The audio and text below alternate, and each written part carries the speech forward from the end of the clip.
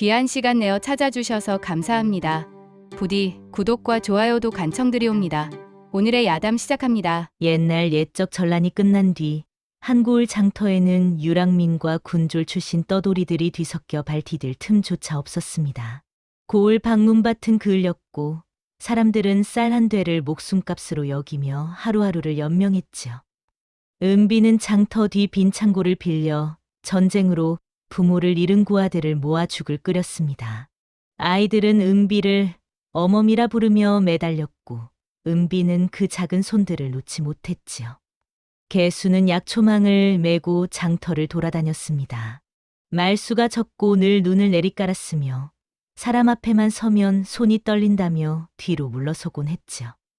장터 한복판에는 백도령이라 불리는 의원이 자리를 잡고 전란 때 산 사람 살린 처방이라며 약을 팔았습니다. 관아아전이 은근히 자리까지 봐주는 터라 사람들은 그를 신이라 여겼지요. 은비는 아이들의 기침이 심해지자 백도령이 약을 보러 갔으나 약재 냄새가 이상해 의심을 품고 그냥 돌아섰습니다. 그날 밤 창고에 들어온 아이 하나가 약 먹고 배가 불처럼 탄다고 울부짖었습니다. 은비는 약봉지를 움켜쥐며 심장이 내려앉았지요. 개수는 약봉지를 고자마자 얼굴이 굳더니 그 자와 엮이지 말라는 말만 남기고 뒷산으로 약초 캐러 갔습니다. 은비는 깨달았습니다. 살리려고 찾은 약이 칼이 될 수도 있다는 사실을 말이지요. 은비는 아이들의 이름을 한 명씩 불러 잠재우며 마음속으로 결심을 다졌습니다. 장터 사람들은 백도령을 치켜 세우며 의심하는 은비를 고마운 약장수를 욕보인다고 수군댔습니다. 마지막에 은비는 창고 문틈에 누군가 남긴 붉은 실 한 가닥을 발견하고는 불길한 예감을 품었습니다. 은비가 고아들을 거두게 된 것은 우연이 아니었습니다. 피난길, 하늘이 재로 뒤덮이고 땅이 피로 얼룩지던 그 끔찍한 날들 속에서 은비 자신도 가족을 모두 잃었습니다. 남편은 싸움터로 끌려가 돌아오지 않았고 어린 딸은 굶주림을 이기지 못해 그녀의 품에서 차디찬 몸으로 식어갔지요. 은비는 딸의 작은 무덤 앞에서 사흘 밤을 울다 깨달았습니다. 울음으로는 죽은 이를 살릴 수 없다는 것을 말이지요. 그렇게 장터에 도착한 은비는 길바닥에서 떨고 있는 아이 하나를 보았습니다.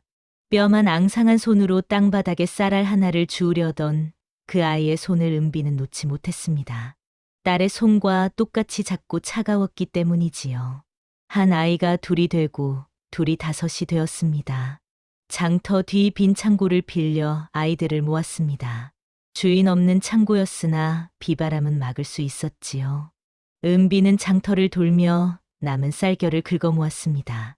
부잣집 부엌에서 버린 마른 나물 줄기까지 주워 솥에 넣고 물을 부었습니다. 죽이라 부르기도 민망한 묽은 물이 끓었지요. 은비는 아이들에게 먼저 그릇을 건넸습니다. 아이들이 다 먹고 나면 은비는 솥바닥을 손가락으로 훑어 핥았습니다. 쌀겨가 타서 눌어붙은 것조차 아까웠지요. 아이들은 은비를 어머니라 불렀습니다. 은비는 그 호칭이 가슴 한편을 시리게 했으나 외면하지 않았습니다. 잃은 딸 대신 5 아이를 얻었다고 스스로를 달랬습니다. 개수는 그 무렵 은비 곁에 머물렀습니다. 말이 적고 눈을 잘 마주치지 않는 사내였지요.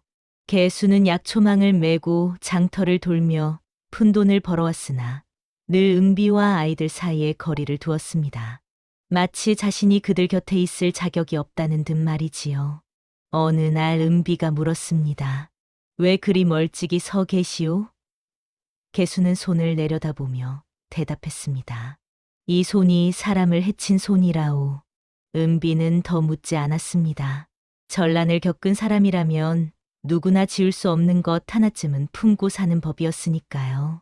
어느 새벽 아이들 중 가장 어린 또리가 열이 올랐습니다. 이마가 뜨겁게 달아올랐고 입술은 바짝 말라 갈라졌지요. 또리는 헛소리를 했습니다. 검은 물이 입으로 들어왔어요. 몸을 비틀며 울부짖었습니다. 은비는 또리의 이마에 찬물 수건을 얹으며 가슴이 철렁 내려앉았습니다. 약이 필요했습니다. 하지만 은비에게는 약을 살 돈이 없었지요. 은비는 장터 어귀의 약초 자판을 하나하나 돌았습니다. 열 내리는 약초가 있소? 물었으나 돌아오는 대답은 한결같았습니다. 전란 뒤라 약재가 귀하오. 은자 5냥은 있어야 하오. 은비의 손은 텅 비어 있었습니다. 빈손으로 창고에 돌아올 수밖에 없었지요. 또리는 여전히 신음하고 있었습니다. 그때 백도령이 나타났습니다. 은비를 알아본 백도령은 친절한 얼굴로 다가왔습니다. 고아들을 먹인다니 덕이 크십니다. 아이가 앓는다 하니 제가 약을 드리지요. 손에 약봉지를 들고 있었습니다. 은비는 본능적으로 경계했습니다. 덕은 그대가 아니라 아이들이 살아야 생기는 것입니다. 약은 필요 없소. 단호히 물러섰습니다. 백도령의 얼굴에서 친절함이 사라졌습니다. 눈빛이 잠깐 싸늘하게 식었지요. 그럼 후회하지 마시오. 돌아서며 낮게 중얼거렸습니다. 개수는 멀리서 그 광경을 지켜보고 있었습니다. 백도령과 눈이 마주치는 순간 개수의 몸이 굳었습니다. 본능적으로 시선을 피하며 뒤로 물러섰지요. 그의 손끝이 무의식적으로 활시위를 당기는 모양을 흉내냈습니다. 개수는 자신의 손을 보고 깜짝 놀라 주머니에 쑤셔 넣었습니다. 은비는 개수의 이상한 반응을 놓치지 않았습니다. 저 사내는 겁이 아니라 무언가를 숨기고 있다. 확신했지요. 장이 끝날 무렵 은비는 우연히 목격했습니다. 관아아전이 백도령에게 다가가 작은 쪽지를 건네는 모습을 말이지요. 백도령은 쪽지를 받아 품속 깊이 감추었습니다. 두 사람 사이에 무언가 거래가 오가고 있었습니다. 개수는 약초를 팔고 돌아오면 창고 안에만 머물렀습니다. 사람들과 섞이지 않고 아이들과 마주 앉아 조용히 약초를 다듬었지요. 손이 떨려 침도 못 놓는다고 늘 말하던 개수였습니다. 장터에서 누가 다가오면 어깨를 움츠리고 눈을 피했습니다.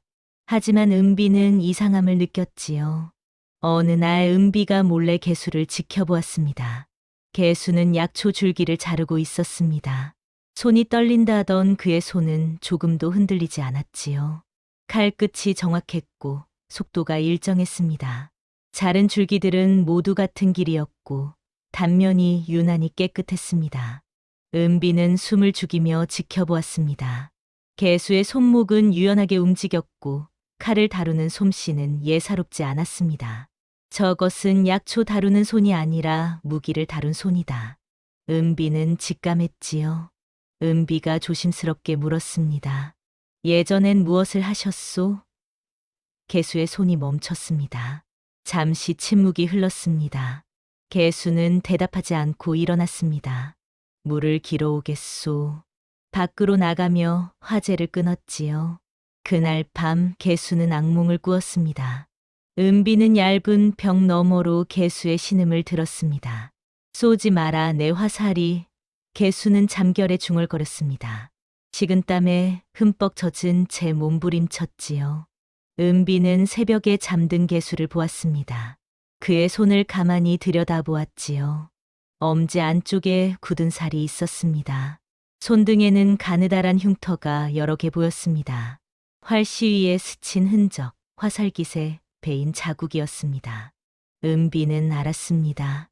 개수가 활을 쏘던 사람이었음을 말이지요. 장터에서 약초를 팔 때 개수는 철저히 겁쟁이를 연기했습니다. 노파 하나가 개수를 보며 중얼거렸습니다. 저 산에 걸음걸이가 옛날 군용 포수 같은데. 하지만 이내 고개를 저으며 입을 다물었지요. 아니야. 저렇게 겁먹은 사람이 포수였을 리 없지.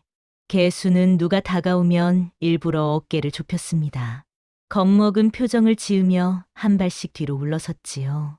하지만 은비는 알았습니다. 그것이 연기임을 말이지요.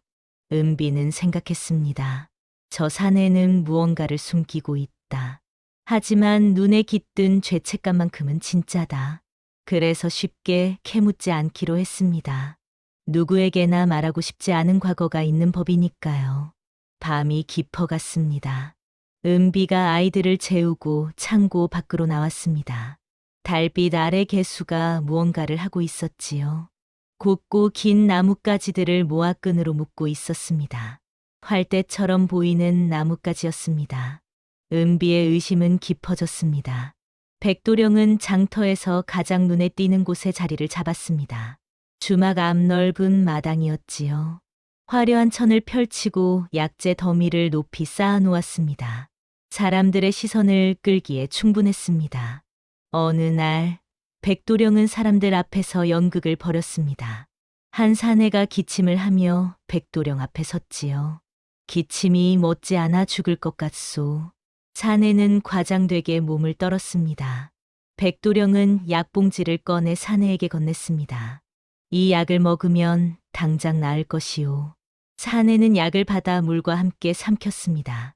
잠시 후 사내는 기침을 멈추고 환하게 웃었지요. 신기하오.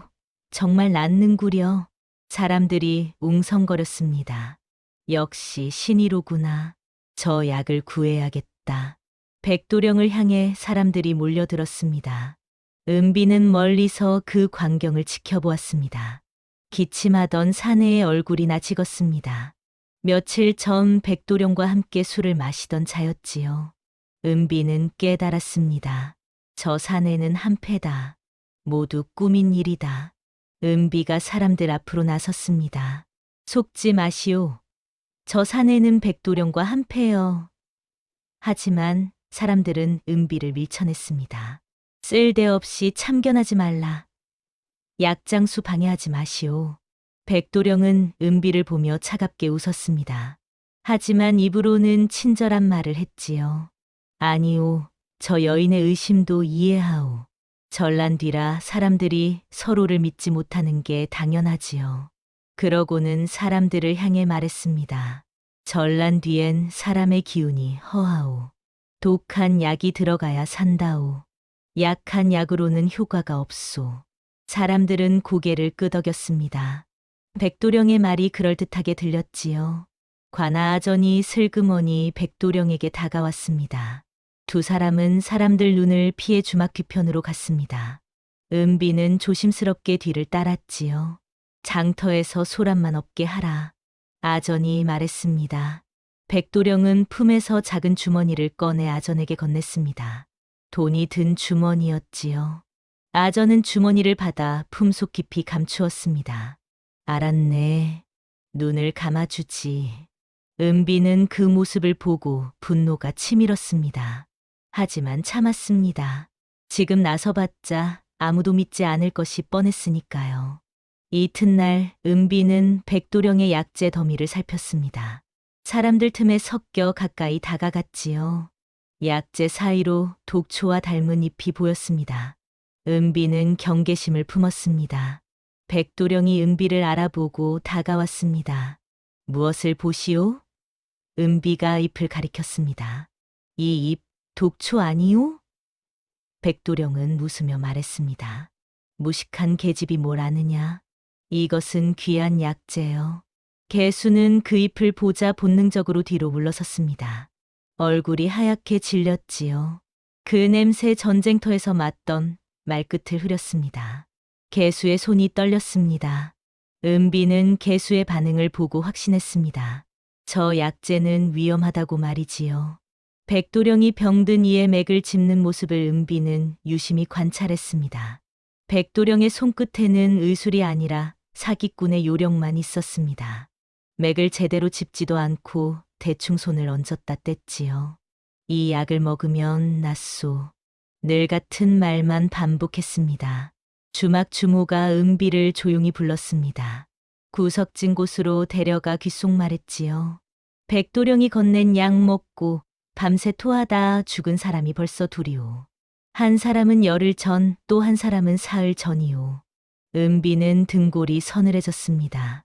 왜 관아에 알리지 않았소? 주모가 고개를 저었습니다. 알렸소. 하지만 관아에서는 들은 척도 안 했소. 오히려 유언비어를 퍼뜨린다고 죽은 이의 가족을 곤장으로 쳤소. 은비는 주먹을 불끈 쥐었습니다. 관아마저 백도령 편이라면 누가 백성을 지킬 것인가 생각했지요. 저녁 무렵 백도령이 은비의 창고 앞을 지나갔습니다. 힐끔 창고를 보며 말했지요. 아이들이 많구나. 전란 뒤라 병이 돌기 쉬운데 약이 필요하겠다. 위협이 담긴 말이었습니다. 은비는 백도령의 눈을 똑바로 바라보았습니다. 물러서지 않았지요. 백도령은 비웃으며 돌아섰습니다. 그날 밤 은비는 아이들을 보며 다짐했습니다. 이 아이들만큼은 지키겠다. 무슨 일이 있어도 백도령의 소나귀에서 아이들을 지켜내리라 결심했지요. 새벽녘 창고 안에서 아이의 신음이 멈췄습니다. 은비는 잠에서 깨어 아이들을 살폈지요. 가장 구석에 누워있던 아이, 열흘 전부터 기침을 하던 그 아이가 숨을 거두었습니다. 은비는 아이에게 다가가 손을 내밀었습니다. 아이의 손은 차갑게 식어 있었지요. 입가에는 검은 핏자국이 맺혀 있었습니다. 은비는 그 자리에 주저앉았습니다. 아이들이 하나둘 깨어났습니다. 죽은 아이를 보고 울부짖었지요. 왜요, 어멈? 왜 얘가 깨어나지 않아요? 은비는 아이들을 끌어안았습니다. 울음을 삼키며 떨리는 목소리로 말했습니다. 하늘나라로 갔단다. 더 이상 아프지 않은 곳으로. 은비는 아이의 시신을 정갈히 닦았습니다. 전란 뒤라 변변한 관도 없었습니다. 창고 구석에 쌓여있던 나무 판자를 모아 작은 관을 만들었지요. 손수못을 받고 천 조각으로 틈을 메웠습니다. 아이를 관에 눕히며 은비는 아이의 주머니를 정리했습니다. 그때 작은 약봉지가 손에 잡혔지요. 백도령의 약봉지였습니다. 은비는 그 자리에서 약봉지를 찢었습니다. 냄새를 맡자 코를 찌르는 독한 냄새가 올라왔습니다. 구역질이 밀려왔지요. 은비는 떨리는 손으로 약가루를 바닥에 털어냈습니다. 이것이 아이를 죽였다. 확신했습니다. 개수가 창고로 들어왔습니다. 은비가 관하로 가려는 것을 보고 팔을 잡았지요. 거긴 안 됩니다. 칼끝이 있는 곳이오. 은비는 개수의 손을 뿌리쳤습니다. 칼끝을 피하려다 아이가 죽었소. 더 이상 피할 수 없소. 하지만 개수는 은비를 막아섰습니다. 증거 없이 가면 오히려 당신이 다칩니다. 백도령과 아전이 한패라면 당신 말은 묻힐 것이오. 은비는 개수의 말이 옳다는 것을 알았습니다. 하지만 분노를 사귈 수 없었지요. 은비는 장터로 나갔습니다. 사람들 앞에서 약봉지를 들어 보였습니다. 이 약이 아이를 죽였소. 백도령의 약은 독이오. 하지만 백도령의 패거리가 먼저 나타났습니다. 저 여인이 미쳐 날뛴다. 아이를 제대로 돌보지 못해 죽게 하고는 약장수에게 덤비는구나. 사람들은 은비를 외면했습니다. 등을 돌리며 수군댔지요. 불쌍한 여인이로구나. 하지만 신의를 욕되게 하면 안 되지. 관아 포졸이 나타났습니다. 소란을 피우지 마라. 장터에서 말썽을 부리면 잡아간다. 은비를 위협했지요. 개수는 포졸의 칼을 보는 순간 몸이 굳었습니다. 숨이 가빠지고 손이 떨렸습니다. 과거의 기억이 되살아났지요. 전쟁터에서 칼에 쓰러지던 사람들, 자신의 화살에 맞아 쓰러지던 아군의 모습이 떠올랐습니다. 은비는 억울함의 이를 악물었습니다. 하지만 물러설 수밖에 없었지요. 포졸의 칼과 사람들의 외면 앞에서 은비는 무력했습니다. 저녁 은비는 아이의 무덤을 팠습니다. 장터 뒤편 언덕 나무 한 그루 아래였지요. 작은 관을 묶고 흙을 덮었습니다. 무덤 앞에 무릎을 꿇고 맹세했습니다. 너의 억울함을 헛되이 두지 않겠다. 반드시 백도령의 죄를 밝히겠다. 은비는 장터의 바닥을 두 손으로 쥐어뜯었습니다. 손톱 밑에 흙이 파고들었지요. 그날 밤 은비는 불안한 꿈을 꾸었습니다. 죽은 아이가 나타나 손가락으로 땅을 긁었습니다. 우물 정자를 쓰고 붉은 실을 입에 물었지요. 은비가 깨어났습니다. 손바닥을 보니 정말 흙이 묻어 있었습니다. 꿈이 아니라 현실처럼 느껴졌지요. 은비는 확신했습니다. 이것은 단순한 꿈이 아니라 죽은 아이가 보내는 신호라고 말이지요. 은비는 아침 일찍 장터 한복판으로 나갔습니다. 작은 상을 펴고 그 위에 종이 한 장을 펼쳤지요. 종이에는 죽은 아이의 이름, 죽은 날짜, 그리고 먹었던 약봉지가 놓여 있었습니다. 사람들은 처음엔 은비를 피했습니다. 저 여인 또 소란 피우려나, 관아에서 잡아가겠구나. 수군대며 멀리서 지켜보기만 했지요. 하지만 같은 약을 먹고 앓는 사람들이 하나둘 다가왔습니다. 한 노인이 은비의 상 앞에 섰습니다. 나도 저 약을 먹고 사흘 동안 배를 움켜쥐었소. 죽는 줄 알았소. 한 여인이 조용히 말했습니다. 우리 아이도 저 약을 먹고 나서 토하기 시작했소.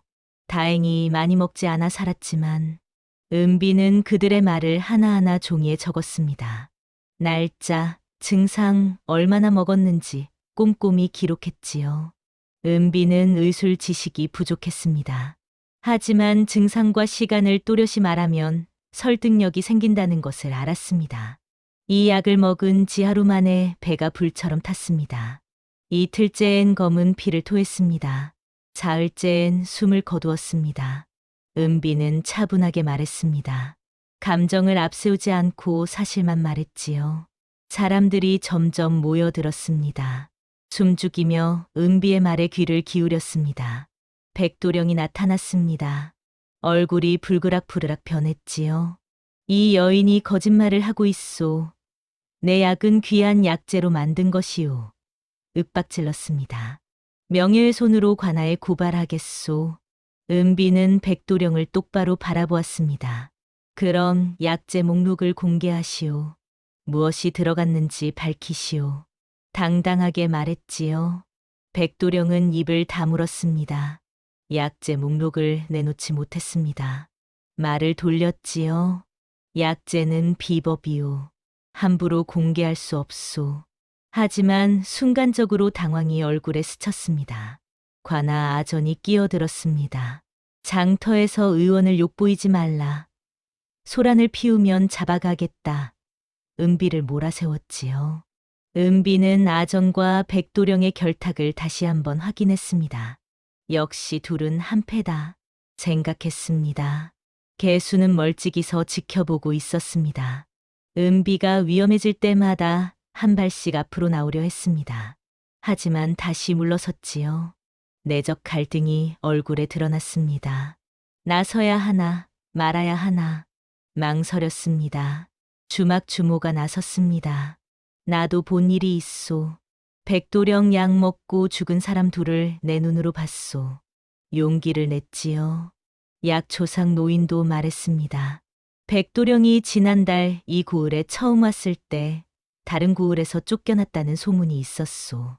떠돌이 승려가 조용히 은비에게 다가와 귓속 말했습니다. 백도령이 장터 뒤편 우물가에 자주 간다고 들었소. 밤중에 무언가를 묻는 것 같다고. 은비는 작은 정보들을 모았습니다. 죽은 자의 수, 백도령의 이동 경로, 수상한 행동들을 하나하나 기억했지요. 은비는 깨달았습니다. 증거 없이는 관아가 움직이지 않는다. 사람들의 증언만으로는 부족하다. 확실한 증거를 찾아야 한다. 전략을 바꾸었습니다. 마지막에 백도령이 은비에게만 들리게 속삭였습니다. 입을 다물면 쌀과 약을 주지. 아이들 먹일 것도 주겠소. 하지만 계속 이러면 잠시 멈추고는 차갑게 말했습니다. 아이들이 하나씩 사라질 것이오. 은비의 등골이 서늘해졌습니다. 하지만 물러서지 않았습니다. 은비는 밤새 꿈에서 본 우물 정자를 생각했습니다. 우물을 뜻하는 글자였지요. 은비는 장터 중앙에 오래된 우물을 떠올렸습니다. 아침이 밝자 은비는 우물가로 향했습니다. 장터 사람들이 물을 기르러 다니는 그 우물이었지요. 오래전부터 있던 우물이라 돌로 쌓은 우물 둘레는 세월에 마모되어 있었습니다. 은비는 우물 둘레를 조심스럽게 살폈습니다. 손으로 돌틈을 더듬었지요. 그때 손끝에 무언가 걸렸습니다. 붉은 실이었습니다. 정말 붉은 실 한 가닥이 돌틈에 끼어 있었습니다. 은비는 심장이 철렁 내려앉았지요. 꿈이 현실이 되는 순간이었습니다. 누군가 일부러 표시해둔 실이 분명했습니다. 은비는 실을 잡아당기지 않았습니다. 자칫 증거가 사라질 수 있었으니까요. 대신 실이 향하는 방향을 살폈습니다. 실은 우물에서 주막 뒤편 쪽을 가리키고 있었지요. 은비는 우물 주변에 앉아 사람들의 동선을 관찰했습니다. 물을 기르러 오는 안악들, 장사치들, 떠돌이들을 지켜보았지요. 그중 유난히 주막 뒤편을 자주 오가는 장정들이 눈에 띄었습니다. 장정들은 주막 뒤편을 지날 때마다 슬쩍 주변을 살폈습니다. 누가 보는지 확인하는 듯 했지요. 은비는 그 모습을 놓치지 않았습니다. 우물 옆 주막 뒤편으로 가보았습니다. 다른 곳과 달리 땅바닥이 유난히 단단했습니다. 발로 밟아보니 다져진 흙처럼 느껴졌지요. 마치 무언가를 묻고 다시 다진 것 같았습니다. 주막 주모가 은비를 보고 다가왔습니다. 무엇을 찾으시오? 은비가 조용히 물었습니다. 백도령이 이쪽에 자주 오는지 아시오? 주모가 고개를 끄덕였지요. 그렇소. 늘 밤이 되면 주막 뒤편으로 간다오. 무언가를 묻거나 꺼내는 것 같았소. 은비의 심장이 빠르게 뛰었습니다. 여기에 뭔가 있다. 확신했습니다. 개수가 은비를 찾아왔습니다. 은비가 우물가를 살피는 걸 본 개수는 얼굴이 창백해졌지요. 그곳은 사람을 삼키는 자리요. 떨리는 목소리로 말했습니다. 은비는 개수에게 다가가 따져 물었습니다. 당신은 뭘 아시오? 왜 그리 두려워하시오? 개수는 입술을 깨물었습니다. 내가 알면 당신이 위험하오. 모르는 게 나을 때가 있소. 은비는 물러서지 않았습니다. 이미 아이가 죽었소. 더 위험할 게 뭐가 있소? 말씀하시오. 개수는 한참을 망설이다 말했습니다. 전란 때 군영에서 장부를 숨기던 자리가 이런 식이었소. 우물 근처, 사람들 발길이 잦은 곳. 하지만 아무도 의심하지 않는 곳. 은비는 눈을 크게 떴습니다. 장부요? 그럼 백도령도. 개수가 고개를 끄덕였지요. 그럴 가능성이 크오. 은비는 붉은 실이 표시일 가능성을 생각했습니다. 누군가 내부에서 백도령을 배신하려는 사람이 남긴 단서일 수도 있었습니다. 아니면 죽은 아이가 마지막으로 남긴 흔적일 수도 있었지요. 은비는 결심했습니다. 밤이 되면 이곳을 파보기로 말이지요. 저녁이 되자 은비는 창고의 아이들을 주모에게 잠시 맡겼습니다. 오늘 밤 주막에서 재워주시오. 내일 아침 데리러 오겠소. 주모는 고개를 끄덕였습니다. 개수가 은비를 따라 나섰습니다. 품속에 천으로 감싼 무언가를 넣고 있었지요. 은비는 알았습니다. 활과 관련된 물건임을 말이지요. 위험할 것이오. 개수가 말했습니다. 은비는 대답했습니다. 그래도 가야 하오. 진실을 찾아야 하오. 두 사람은 밤의 장터로 발을 내디뎠습니다. 은비가 우물가를 살피고 돌아온 다음 날, 백도령의 하수인 둘이 창고를 찾아왔습니다. 문을 거칠게 두드리는 소리에 은비는 문을 열었지요. 하수인 둘은 쌀자루 하나를 은비 앞에 던졌습니다. 쌀자루가 바닥에 떨어지며 쌀알 몇 개가 튀었습니다. 은비, 입 좀 다물지 그러시오. 하수인 중 하나가 말했습니다. 거짓말을 계속하면 아이들 입에 풀칠도 끊긴다는 거 아시오? 다른 하수인이 덧붙였습니다. 백도령님께서 은혜를 베푸신다오. 저 쌀이나 받고 조용히 사시오. 은비는 쌀자루를 발로 밀어냈습니다. 아이들 목숨을 담보로 장사하지 말라. 당장 나가시오.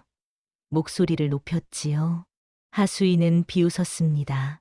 허리춤에서 칼을 꺼내 창고 기둥에 깊은 흠집을 냈습니다. 나무 조각이 튀었지요. 다음엔 기둥이 아니라 아이들 살갗에 흠집을 낼 수도 있소. 아이들이 겁에 질려 은비 뒤로 숨었습니다. 은비는 아이들을 감싸 안으며 이를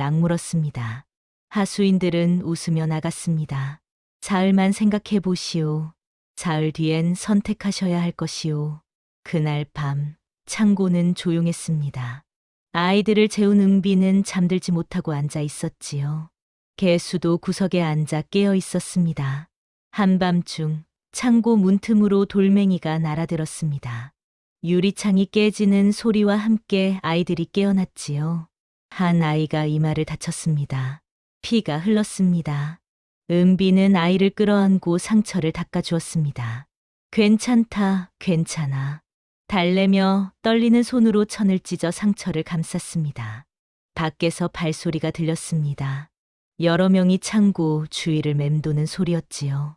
은비는 아이들을 창고 안쪽으로 옮겼습니다. 개수는 문 앞에 섰습니다. 밖에 발소리를 들으며 몸이 굳었지요. 손이 심하게 떨렸습니다. 나서야 하나 말아야 하나 망설였습니다. 결국 개수는 나서지 못했습니다. 문 앞에 서 있기만 했지요. 스스로를 미워하는 표정이 얼굴에 드러났습니다. 아침이 되자 은비는 깨달았습니다. 장터 사람들의 냉담함이 백도령의 칼보다 더 무섭다는 것을 말이지요. 누구도 도와주지 않았습니다. 밤새 창고 주위에서 돌을 던지고 위협하는 소리가 들렸지만 아무도 나서지 않았습니다. 은비는 개수에게 말했습니다. 지금 필요한 건 맞서는 용기보다 증거를 잡는 지혜예요. 함께 움직입시다. 개수는 마지못해 고개를 끄덕였습니다. 하지만 조건을 걸었지요. 사람을 상하게 하는 일은 하지 말 것. 칼이나 활로 사람을 해치지 않을 것. 은비는 약속했습니다. 그러겠소. 우리는 증거로 싸우겠소. 두 사람은 밤중에 우물가 주변을 조사하기로 했습니다. 은비는 주모에게 작은 횃불과 삽을 빌렸지요. 약초상 노인이 은비를 조용히 불렀습니다. 구석진 곳으로 데려가 말했습니다. 독초와 약초를 가리는 법을 가르쳐 주겠소. 몇 가지 방법을 알려주었지요. 냄새가 너무 달거나 지나치게 쓴 것은 의심하시오. 약초는 균형이 있소.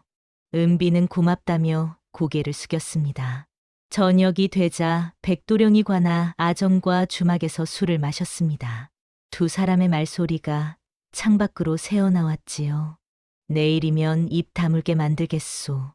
백도령이 말했습니다. 아전이 웃으며 대답했습니다. 그래, 더 이상 소란을 피우지 못하게 하게. 그 말이 바람을 타고 장터에 퍼졌습니다. 은비도 그 말을 들었지요. 은비와 개수는 밤이 깊어지길 기다렸습니다. 달빛만이 장터를 비추는 시각 두 사람은 우물가로 향했지요. 우물 근처는 고요했습니다. 은비는 붉은 실이 가리키던 주막 뒤편으로 조심스럽게 걸었습니다. 개수가 뒤를 따랐지요. 땅이 단단한 곳을 찾았습니다. 은비가 발로 땅을 눌러보며 위치를 가늠했습니다. 바로 이곳이었지요. 은비가 삽을 들고 땅을 파려는 순간 발을 헛디뎠습니다. 어둠 속에서 돌부리에 걸려 넘어질 뻔했지요. 개수는 반사적으로 손을 뻗었습니다. 은비의 팔을 정확히 잡아 세웠습니다. 움직임이 매우 빨랐고 힘 조절이 정확했지요. 비상 상황에 대응하는 몸의 습이 드러났습니다. 은비는 개수를 바라보았습니다. 달빛 아래 개수의 눈빛이 순간 매섭게 변해 있었지요. 겁먹은 사내의 눈빛이 아니었습니다. 전장을 겪은 군사의 눈빛이었습니다. 은비는 생각했습니다. 이 사람, 정말 겁쟁이인가? 확신이 흔들렸지요. 개수는 자신의 반응을 깨닫고는 황급히 손을 놓았습니다. 다시 어깨를 움츠리며 겁먹은 표정을 지었습니다. 하지만 이미 늦었지요. 두 사람은 주막 뒤편에서 땅이 단단한 구역을 찾았습니다. 은비가 삽을 대자 돌에 걸린 듯 텅 소리가 났습니다. 여기요. 은비가 속삭였습니다. 땅을 조금 파내려가자 나무 판자의 모서리가 드러났습니다. 땅 속에 무언가 묻혀 있었던 것이지요. 그 순간 멀리서 술락군의 발소리가 들렸습니다. 이쪽에서 소리가 났다. 가서 확인해 보자. 개수는 은비의 손목을 잡았습니다. 힘껏 끌어당겨 그림자 속으로 숨겼지요. 움직임이 매우 노련했습니다. 발소리를 죽이고 호흡을 가라앉히고 몸을 낮추는 모든 동작이 훈련된 사람의 것이었습니다. 은비는 숨죽인 채 개수의 호흡을 느꼈습니다. 개수의 호흡이 단번에 가라앉는 것을 느꼈지요. 떨림도 없었습니다. 단순 겁쟁이라기엔 너무나 이상했습니다. 술락군이 지나갔습니다. 아무것도 없구나. 바람 소리였나 보지. 술락군이 멀어지자 개수는 일부러 말했습니다. 아이고 무서워 죽는 줄. 과장되게 몸을 떨었지요. 숨을 헐떡이는 척했습니다. 은비는 그 과장이 연기임을 눈치챘습니다. 개수를 똑바로 바라보았지요. 당신 날 속였소? 개수는 대답하지 않았습니다. 잠시 침묵이 흘렀습니다. 개수가 입을 열었습니다. 내가 하는 일은 모두 당신을 살리려는 일이오. 속였다면 그것도 당신을 위해서요. 은비는 개수의 숨은 사정을 존중했습니다. 하지만 뜻을 굽히지 않았지요. 당신의 과거가 무엇이든 상관없소. 하지만 진실만큼은 끝까지 파헤치겠소. 개수는 고개를 끄덕였습니다. 그러시오. 하지만 조심하시오. 그날 밤 은비는 다시 꿈고지를 꾸었습니다. 죽은 아이가 나타났습니다. 이번엔 우물정자 옆에 장부 부자처럼 보이는 선을 그었지요. 세로로 긴 네모, 그 안에 가로선들이 그어졌습니다. 장부를 암시하는 글자였습니다. 은비는 꿈에서 깨어났습니다. 심장이 빠르게 뛰었지요. 장부를 찾는다. 그래야 이 싸움이 끝난다. 결심했습니다. 아침이 밝았습니다. 은비는 개수에게 말했습니다. 오늘 밤 다시 그곳으로 가겠소. 땅을 파서 무엇이 묻혀 있는지 확인하겠소. 개수는 고개를 끄덕였습니다. 함께 가겠소. 하지만 들키지 않게 조심해야 하오. 두 사람은 준비를 시작했습니다. 은비는 개수를 창고 안으로 불렀습니다. 아이들이 잠든 뒤 두 사람은 구석에 앉아 조용히 이야기를 나누었지요. 은비가 먼저 입을 열었습니다. 당신이 누구든 과거에 무엇을 했든 상관없소. 아이들을 지키는 편이라면 그것으로 충분하오. 개수의 눈에 놀람이 스쳤습니다. 은비의 말이 뜻밖이었던 것이지요. 개수는 한참을 망설이다 입을 열었습니다. 나는 군영에서 활을 잡던 자였소. 목소리가 떨렸습니다. 전란 때 군영의 포수로 싸웠소. 그런데 그 활이... 개수는 말을 잇지 못하고 고개를 떨구었습니다. 내 활이 내 사람을 데려갔소. 적이 아니라 아군을 맞췄소. 안개 낀 날 혼란 속에서 화살을 쐈는데 손이 떨렸습니다. 내 화살이 아군의 등을 꿰뚫었소. 은비는 조용히 개수의 말을 들었습니다. 개수는 계속 말했지요. 그날 이후 활을 잡을 수가 없었소. 손이 떨리고 숨이 막히고 과거가 되살아났소. 그래서 도망쳤소. 군영을 버리고 떠돌았소. 은비는 개수에게 다가갔습니다. 개수의 손을 잡았지요. 떨리는 손이었습니다. 은비는 개수 손에 약초칼을 쥐어주었습니다. 오늘부터는 살리는 손으로 살자. 은비가 말했습니다. 과거의 손이 무엇을 했든 지금부터의 손은 다를 수 있소. 개수는 약초칼을 받아들었습니다. 눈가가 붉어졌지요. 개수는 은비에게 자신이 아는 것을 가르쳐주기 시작했습니다. 독초 냄새를 구분하는 법, 약재를 숨겨 섞는 사기 수법을 설명했지요. 백도령 같은 자들은 약재 가루에 독초 가루를 섞소. 눈으로는 구분할 수 없소. 하지만 냄새가 다르오. 독초는 지나치게 달거나 쓰거나 아니면 아무 냄새도 나지 않소. 은비는 개수의 말을 하나하나 기억했습니다. 그럼 백도령 약을 분석할 수 있겠구려. 약초상 노인에게서 구한 약재와 백도령 약을 대조해 보기로 했지요. 개수는 계속 설명했습니다. 장부를 찾는다면 거기엔 약재 거래 내역이 있을 것이오. 어디서 얼마에 샀는지, 누구에게 팔았는지 적혀 있을 것이오. 그것이 증거가 되오. 은비는 고개를 끄덕였습니다. 두 사람은 밤중 우물가를 다시 파기 전 대비책을 마련했습니다. 주모와 승려에게 아이들을 부탁하기로 했지요. 만약 우리에게 무슨 일이 생기면 아이들을 가명으로 데려가시오. 그곳에서라도 보호받을 수 있을 것이오. 은비는 자신이 백도령에게 맞서는 이유를 분명히 했습니다. 정애 때문만이 아니오. 아이들의 내일 때문이오. 저 아이들이 두려움 없이 살 수 있는 세상을 만들고 싶소. 개수는 고개를 끄덕였습니다. 그리고 스스로에게 서약했지요. 내가 다시 활을 잡게 되면 사람을 마치지 않겠소. 절대로. 은비는 개수에게 말했습니다. 도망치지 말고 함께 서시오.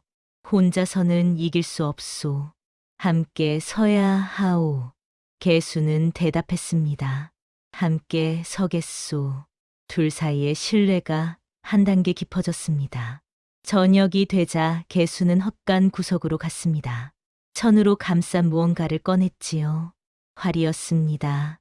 오래된 활이었으나 아직 쓸만했습니다. 개수는 활을 꺼내다 다시 덮으려 했습니다. 하지만 망설였지요. 은비가 그 장면을 조용히 보고 있었습니다. 은비가 말했습니다. 필요하다면 들으시오.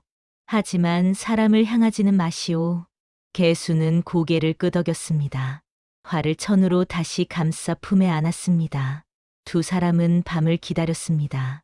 아침 일찍 장터에 소문이 퍼졌습니다. 은비가 아이들 죽에 독을 탔다는 거짓말이었지요.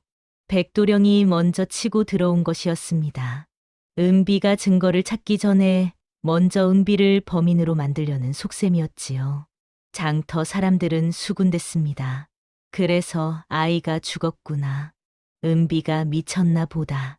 불쌍한 아이들. 관아 아전이 포졸셋을 데리고 창고를 급습했습니다. 문을 거칠게 두드렸지요. 문을 열어라. 관아명이다. 은비가 문을 열자 포졸들이 안으로 들이닥쳤습니다. 솥을 뒤지고 약초를 뒤지고 창고 구석구석을 뒤졌지요. 아이들은 겁에 질려 울부짖었습니다. 어멈, 무서워요. 은비는 아이들을 끌어안으려 했으나 포졸이 막았습니다. 주모가 달려왔습니다. 이게 무슨 짓이오? 은비는 그럴 사람이 아니오. 승려도 나섰습니다. 아이들을 살리려 애쓰는 사람이오. 누명이오. 하지만 아전은 밀어붙였습니다. 관아 명이다. 막지 마라. 주모를 밀쳐냈지요. 은비는 침착하게 말했습니다. 그럼 백도령 약봉지부터 조사하시오. 내 소체 아니라 백도령 약을 먼저 조사해야 하지 않소? 아전은 귀를 막았습니다. 의원을 욕보이지 말라. 내가 죽을 잘못 끓여 아이를 죽였다. 은비는 분노가 치밀었으나 참았습니다. 증거를 대시오. 내가 무엇을 탔다는 증거를 대시오. 아전은 증거를 대지 못했습니다. 하지만 말을 돌렸지요. 내가 제대로 돌보지 못해 아이가 죽었다. 그것만으로도 죄다. 포졸이 은비를 결박하려 했습니다. 밧줄을 꺼내 은비의 팔을 잡았지요. 개수는 포졸의 칼이 번뜩이는 것을 보았습니다. 순간 숨이 가빠졌습니다. 과거의 장면이 떠올랐지요. 전쟁터, 칼에 쓰러지는 사람들, 피냄새, 비명 소리가 되살아났습니다. 개수의 손이 덜덜 떨렸습니다. 나서야 하는데 몸이 움직이지 않았지요. 은비는 개수를 보았습니다. 개수의 상태를 알아챘습니다. 은비가 개수에게 다가가 손을 잡았지요. 괜찮소. 숨을 고르시오. 개수는 은비의 손을 잡고 깊게 숨을 들이마셨습니다. 떨림이 조금 가라앉았지요. 은비는 개수에게 속삭였습니다. 지금은 활이 아니라 증거가 필요하오. 진정하시오. 포졸이 은비를 끌고 가려는 순간 약초상 노인이 나섰습니다. 잠깐, 내가 본 바로는 백도령 약이 수상했소. 은비가 아니라 백도령을 조사해야 하오. 아전은 노인을 밀쳐 넘어뜨렸습니다. 늙은이가 함부로 나서지 마라. 노인이 바닥에 쓰러졌지요. 장터 사람들은 겁에 질려 뒤로 물러났습니다. 누구도 나서지 않았습니다. 비겁함이 드러나는 순간이었지요. 은비는 포졸에게 말했습니다. 나를 잡아가려거든 증거를 대시오. 며칠만 시간을 주시오. 내가 직접 증거를 가져오겠소. 아전은 비웃었습니다. 증거를 내가 가져온다고? 우습구나. 하지만 포졸 중 한 명이 말했습니다. 사흘만 기다려주는 게 어떻소? 그래도 증거를 못 가져오면 그때 잡아가면 되지 않소? 아전은 못마땅했으나 고개를 끄덕였습니다. 좋다. 사흘이다. 사흘 뒤에 증거를 가져오지 못하면 잡아가겠다. 은비는 풀려났습니다. 하지만 사실상 시간 제한에 올가미가 씌워진 것이었지요. 백도령이 멀리서 지켜보다 은비에게 다가왔습니다. 웃으며 말했습니다. 사흘이다. 사흘 뒤엔 내 입도 내 창고도 사라진다. 아이들과 함께 말이지. 은비는 백도령을 똑바로 바라보았습니다. 물러서지 않았지요. 은비는 사흘의 시한을 받았습니다. 시간이 없었지요. 그날 밤 바로 우물가로 향하기로 했습니다. 개수는 은비를 말리지 않았습니다. 대신 제안했지요. 횃불 대신 달빛을 택합시다. 불빛은 눈을 부르오. 은비는 고개를 끄덕였습니다. 달빛만으로도 충분히 밝은 밤이었습니다. 두 사람은 밤이 깊어지길 기다렸습니다. 장터가 조용해지자 우물가로 향했지요. 주막 뒤편, 땅이 단단한 곳에 도착했습니다. 은비가 삽을 들었습니다. 조심스럽게 흙을 파기 시작했지요. 얕은 곳에서 썩은 나무판이 드러났습니다. 은비와 개수는 나무판을 드러냈습니다. 그 아래 작은 상자 하나가 나왔지요. 상자는 끈으로 단단히 묶여 있었습니다. 뚜껑 틈에서 종이 냄새가 났습니다. 은비의 심장이 빠르게 뛰었지요. 이것이다. 이것이 증거다. 은비가 뚜껑을 열려는 순간 개수가 손을 막았습니다. 지금 열면 안 돼요. 바람에 종이가 찢길 수 있소. 안전한 곳에서 열어야 하오. 은비는 개수의 말이 옳다는 것을 알았습니다. 상자를 그대로 품에 안았지요. 그때 누군가 발소리를 내며 다가왔습니다. 은비와 개수는 상자를 품고 우물 뒤 그림자에 숨었습니다. 다가온 이는 뜻밖에도 주막 주모였습니다.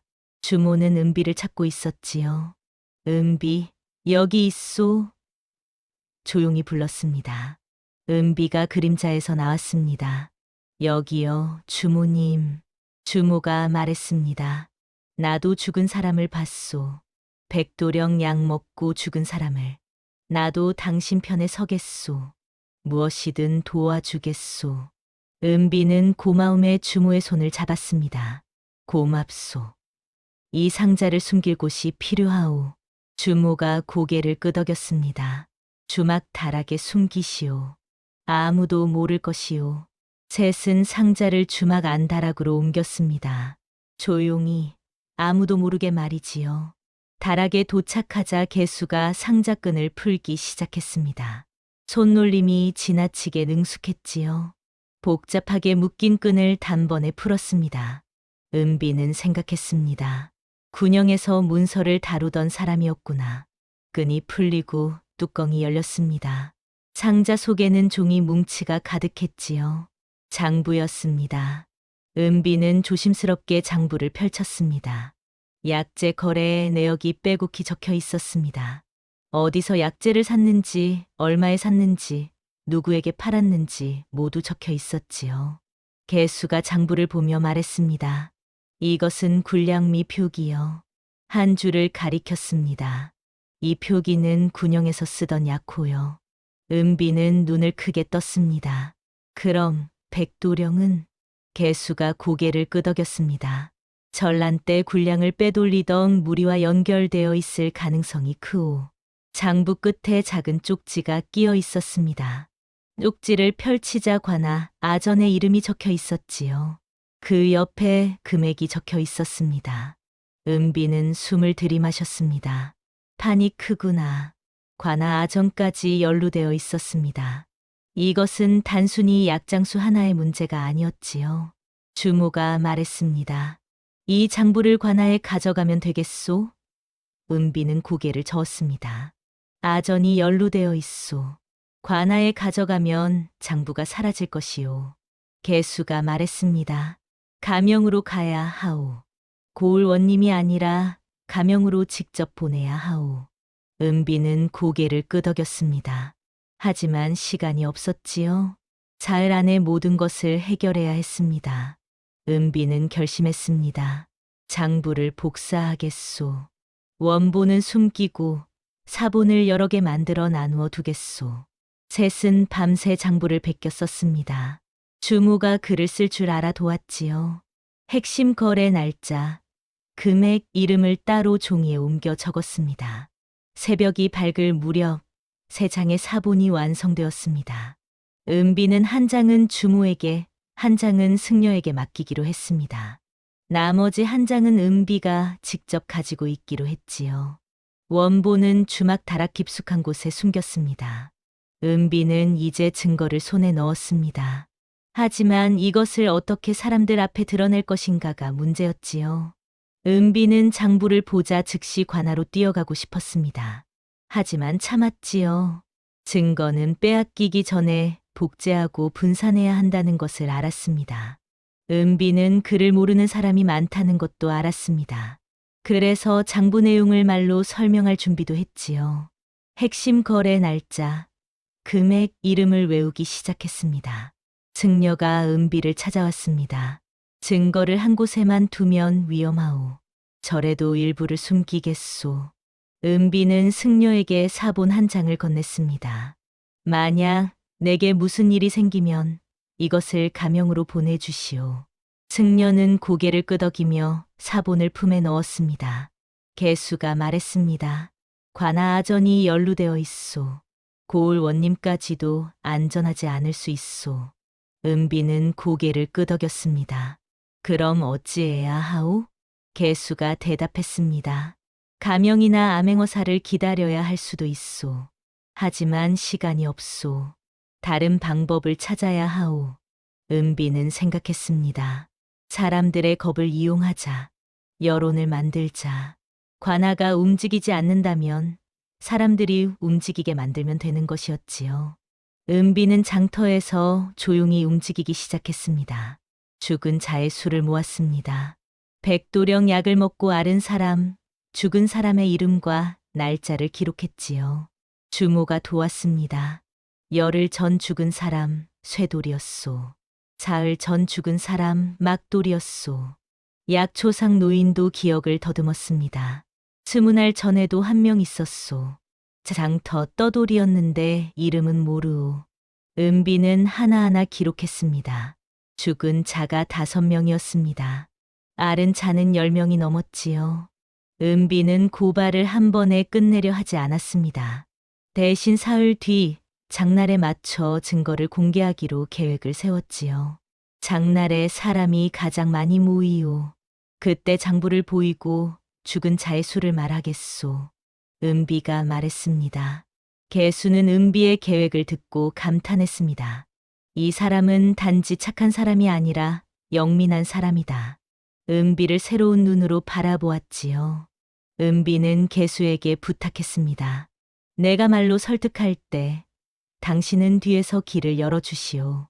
혹시 모를 위험에 대비해 주시오. 개수는 고개를 끄덕였습니다.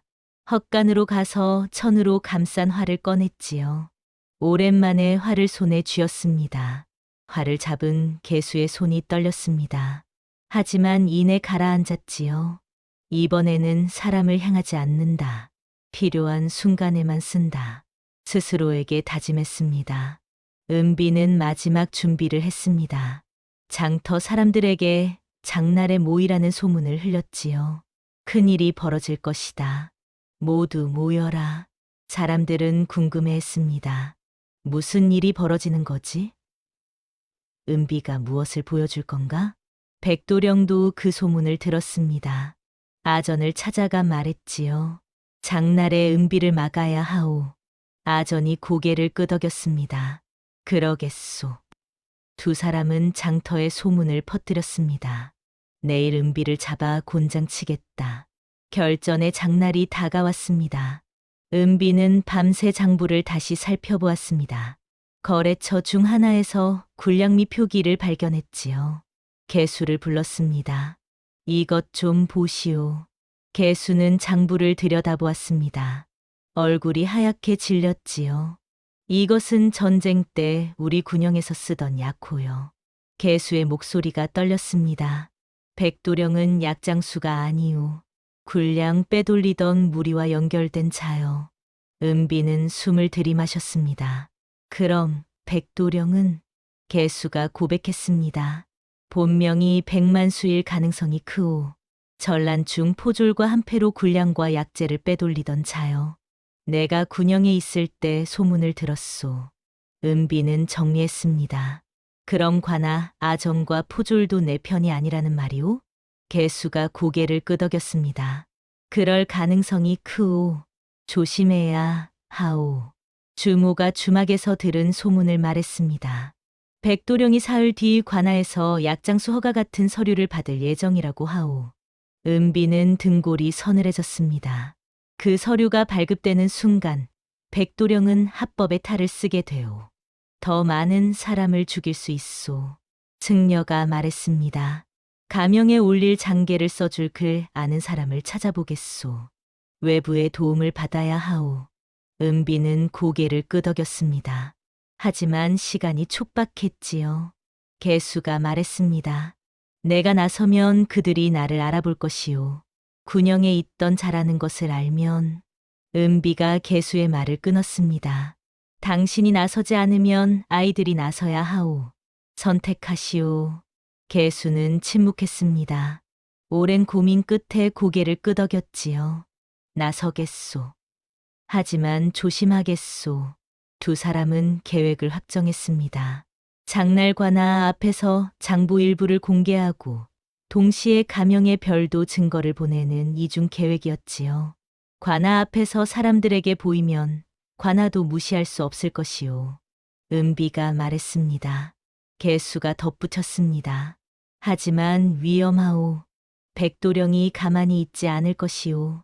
은비는 알았습니다. 하지만 물러설 수 없었지요. 그때 백도령이 은비를 주막으로 불렀습니다. 쪽지를 보냈지요. 오해를 풀고 싶소. 주막으로 오시오. 은비는 쪽지를 보고 함정의 냄새를 맡았습니다. 하지만 거절하면 더 큰 화가 올 것 같았지요. 개수가 말렸습니다. 가지 마시오. 함정이오. 은비는 대답했습니다. 알고 있소. 하지만 거절하면 백도령이 먼저 칠 것이오. 차라리 내가 먼저 가겠소. 은비는 주모와 개수에게 대비 신호를 정했습니다. 내가 창문을 3번 두드리면 위험한 것이오. 그때 움직이시오. 개수는 활을 챙겼습니다. 주모는 물동이를 준비했지요. 은비는 주막으로 향했습니다. 은비는 주막 문을 열고 들어갔습니다. 백도령이 상 앞에 앉아 은비를 기다리고 있었지요. 앉으시오. 백도령이 부드럽게 말했습니다. 은비는 상 맞은편에 앉았습니다. 백도령은 웃으며 말했습니다. 오해가 있었던 것 같소. 나는 사람을 살리려는 의원이오. 당신도 아이들을 살리려는 사람이고 우리가 왜 싸워야 하오? 은비는 대답하지 않았습니다. 백도령의 말끝마다 은비를 얕보는 본심이 드러났지요. 탁자 위에 약차 한 잔이 놓여 있었습니다. 백도령이 잔을 은비 쪽으로 밀었습니다. 한 잔 하시오. 마음을 풀고 이야기합시다. 은비는 잔을 보았습니다. 약차에서 이상한 냄새가 났지요. 독초 냄새였습니다. 백도령이 말했습니다. 먼저 한 모금 드시오. 눈으로 강요했습니다. 은비는 잔을 들었습니다. 하지만 마시지 않았지요. 대신 손목을 일부러 떨며 시간을 끌었습니다. 밖에서 문이 닫히는 소리가 들렸습니다. 하수인들이 문을 막은 것이었지요. 도망길이 끊겼습니다. 은비는 창호지 너머로 밖을 보았습니다. 관아 포졸까지 대기하고 있었습니다. 완전히 포위된 것이었지요. 개수는 주막 바깥 그늘에 숨어 있었습니다. 활을 잡은 손이 떨렸습니다. 숨이 가빠졌지요. 과거의 죄책감이 되살아났습니다. 내가 쏘면 또 실수할 수도 있다. 은비를 다치게 할 수도 있다. 개수는 두려웠습니다. 은비는 창문 틈으로 개수가 있는 방향을 흘끗 보았습니다. 마음속으로 말했지요. 지금이다. 지금이 그 순간이다. 백도령이 잔을 은비 입가까지 밀어붙였습니다. 마셔라. 아니면 고아들부터 하나씩 사라지게 하겠다. 은비의 눈빛이 얼음처럼 식었습니다. 백도령의 본성이 완전히 드러났지요. 은비는 잔을 입술에 가져갔습니다. 마지막으로 말했습니다. 사람 살린다더니 왜 이리 숨이 구리오? 백도령의 얼굴이 굳었습니다. 밖에서 바람을 가르는 가느다란 소리가 들렸습니다. 히, 화살이 날아가는 소리였지요. 개수는 주막 그늘에 숨어 활을 들어 올렸습니다. 손이 떨렸지요. 마음속 맹세와 죄책감 사이에서 갈라졌습니다. 하지만 은비의 얼굴이 떠올랐습니다. 아이들의 얼굴도 떠올랐지요. 개수는 끝내 결심했습니다. 이번만큼은 물러서지 않는다. 개수는 과거처럼 멀리 쏘지 않기로 했습니다. 짧은 거리에서 물체만 맞히는 현실적 선택을 했지요. 사람을 향하지 않기로 맹세했습니다. 개수는 숨을 한 번 길게 뱉었습니다. 주막 안을 살폈지요. 등잔의 위치, 탁자의 거리, 은비 손의 높이를 계산했습니다. 처음엔 등잔 심지를 끊어 불빛을 줄이려 했습니다. 하지만 은비가 다칠 수 있음을 깨달았지요. 대신 잔을 먼저 노리기로 바꾸었습니다. 화살은 창호지의 얇은 틈으로 들어가야 했습니다. 개수는 창문 테두리의 틈을 찾았지요. 각도를 만들었습니다.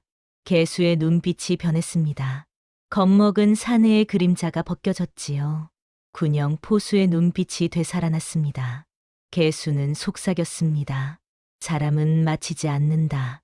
지휘를 당겼습니다. 손떨림이 딱 멈췄지요. 주모는 밖에서 일부러 그릇을 깨뜨렸습니다. 소리를 내어 하수인들의 시선을 잠깐 돌렸지요. 화살이 시위를 떠나는 찰나 개수는 과거, 전장 장면이 겹쳐 보였습니다. 아군을 맞췄던 그 순간이 떠올랐지요. 하지만 이를 억지로 밀어냈습니다. 화살은 창호지 틈을 정확히 통과했습니다. 곱게 날아갔지요. 개수의 손등에 땀이 반짝였습니다. 1720챕터를 시놉시스 내용을 충실하게 반영하면서 긴박하게 다시 작성하겠습니다. 화살이 정확히 독이 든 잔을 쳐서 깨뜨렸습니다. 약차가 탁자 위로 튀었지요. 백도령은 순간 얼어붙었습니다. 은비는 그 틈에 몸을 비틀어 일어섰습니다. 역시 올 줄 알았소. 하수인들이 칼을 빼려 했습니다. 개수는 두 번째 화살로 허리끈 매듭만 끊었지요. 칼집이 바닥에 떨어졌습니다. 근거리에서 정확히 맞췄습니다. 세 번째 화살은 문빗장을 맞췄습니다. 빗장이 풀리며 문이 열렸지요. 주모가 문을 확 열어 은비의 탈출 길을 만들었습니다. 사람들이 웅성거렸습니다. 귀신 활이다.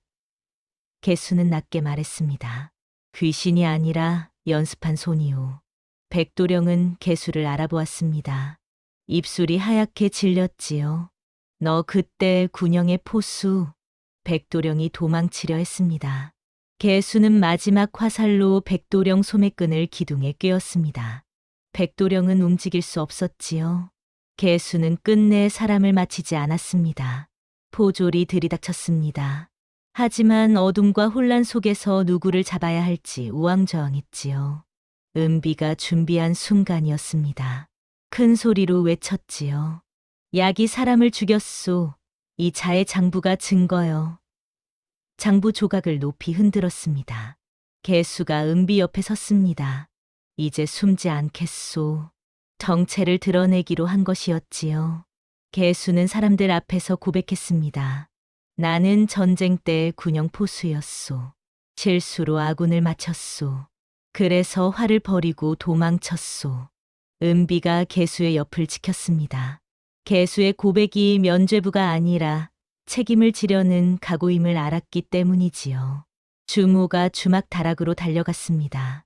장부 원본을 가져오려 했지요. 하지만 백도령 패거리가 불을 지르려 달려들었습니다. 승려가 절의 물동이를 끌고 왔습니다. 불길을 막았지요. 장터 사람들이 용기를 내어 물을 퍼나르기 시작했습니다. 집단 행동이 시작된 것이었습니다. 주모가 장부 원본을 가져왔습니다. 은비가 펼쳐 보였지요. 이것을 보시오. 가짜 약재에 독초 가루를 섞은 기록이오. 죽은 자가 5명이오. 관아 아전에게 은자 20냥을 바쳤소. 관아 아전이 빠져나가려 했습니다. 은비가 미리 기록해둔 날짜와 금액, 서명을 대조하며 발목을 잡았지요. 이 날짜에 백도령을 만나지 않았소? 이 돈을 받지 않았소? 백도령이 소리쳤습니다. 다 관아가 시킨 일이오. 나 혼자 한 게 아니오. 책임을 떠넘기려 했습니다. 고을 권력 전체가 연루된 것이 드러났지요. 개수는 분노했지만 서약을 지켰습니다. 증거와 증언으로 죄를 묻겠소. 장터 노파가 울며 나섰습니다. 내 자식도 그 약 먹고 죽었소. 침묵하던 피해자들이 연쇄로 나섰지요. 내 아내도 그 약 때문에, 내 형제도. 누군가가 말했습니다. 이 일 가명에 올려야 산다. 외부로 사건을 키울 결심이 선 것이었습니다. 은비는 승려와 함께 가명에 보낼 장계를 준비했습니다. 주모는 상단기를 아는 자에게 편지를 맡겼지요. 사흘 안에 가명에 전하겠소. 동시에 은비는 고을 관아에도 장부 원본 일부를 제출하기로 했습니다. 지금 당장 손을 못 떼게 만들기 위해서였지요. 다음 날 은비는 장부를 들고 관아 마당으로 갔습니다. 사람들이 뒤따랐습니다. 아전이 장부를 빼앗아 찢으려 했습니다. 그것을 내놓아라. 개수는 화살로 장부를 묶은 끈만 끊었지요. 장부가 사방으로 흩어졌습니다. 숨길 수 없게 된 것이었습니다. 백도령과 아전이 소리쳤습니다. 저 활쟁이가 위협했소. 은비는 받아쳤습니다. 사람은 다치지 않았소. 다친 건 거짓뿐이오. 장터 사람들이 흩어진 장부 조각을 주어 서로에게 읽어주었습니다. 독초 이름이 적혀 있구나. 은자 20냥이라고. 권력의 거짓이 군중의 손에서 퍼졌습니다. 포졸 중 한 명이 은밀히 은비에게 말했습니다. 새로 부임하는 군수가 가명 눈치를 보는 사람이라면 이 판이 뒤집힐 수도 있소. 그때 가명에서 내려온 사자가 말을 타고 도착했습니다. 가명에서 사건 보고를 받았소. 조사를 시작하겠소. 아전은 체포되었습니다. 백도령이 도망치려 하자 장터 사람들이 길목을 막았습니다. 도망치지 마라. 집단이 각성한 것이었지요.